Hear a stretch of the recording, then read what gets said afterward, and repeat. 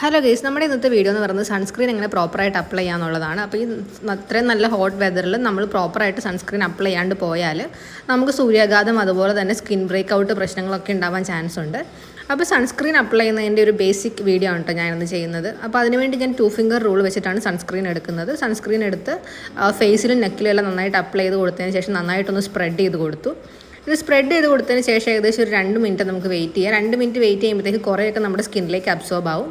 അതിനുശേഷം നമുക്ക് ബാക്കിയുള്ളത് വീണ്ടും നന്നായിട്ട് മസാജ് ചെയ്ത് ഫേസിലേക്ക് അബ്സോർബ് ചെയ്യണം. അപ്പോൾ ഞാൻ ഏകദേശം ഒരു 2-3 മിനിറ്റോളം മസാജ് ചെയ്തിട്ടാണ് ഇത് മൊത്തമായിട്ട് എൻ്റെ ഫേസിൽ അബ്സോർബ് ആയത്. ഇങ്ങനെ സൺസ്ക്രീൻ അപ്ലൈ ചെയ്യുമ്പോൾ നമുക്ക് ഫുൾ കവറേജ് കിട്ടുന്നതുകൊണ്ട് തന്നെ നമുക്ക് യു വി റേസിൽ നിന്നുള്ള പ്രൊട്ടക്ഷനും കാര്യങ്ങളൊക്കെ വരുന്നതുകൊണ്ട് സ്കിൻ ഒട്ടും ബ്രേക്ക് ഔട്ട് ആവത്തില്ല. അതുപോലെ തന്നെ സൺസ്ക്രീൻ അപ്ലൈ ചെയ്ത് മിക്കവർക്കും ഉണ്ടാകുന്നൊരു പ്രശ്നമാണ് ഭയങ്കരമായിട്ട് വേർക്കുന്നത്. അപ്പോൾ ഒന്നെങ്കിൽ നമ്മുടെ സ്കിൻ ടൈപ്പിന് ചേർന്നിട്ടുള്ള സൺസ്ക്രീൻ ആയിരിക്കില്ല, അല്ലെങ്കിൽ നമ്മുടെ ബേസ് ആയിട്ട് കൊടുത്തിട്ടുള്ള മോയ്സ്ചറൈസർ നമ്മുടെ സ്കിന്നിന് ചേരത്തില്ല. അപ്പോൾ ഇതിനൊന്ന് ലോക്ക് ചെയ്യാൻ വേണ്ടിയിട്ട് നമുക്ക് പൗഡർ യൂസ് ചെയ്താൽ കുറച്ചൊക്കെ ഇത് മാറ്റാവുന്നതാണ് കേട്ടോ.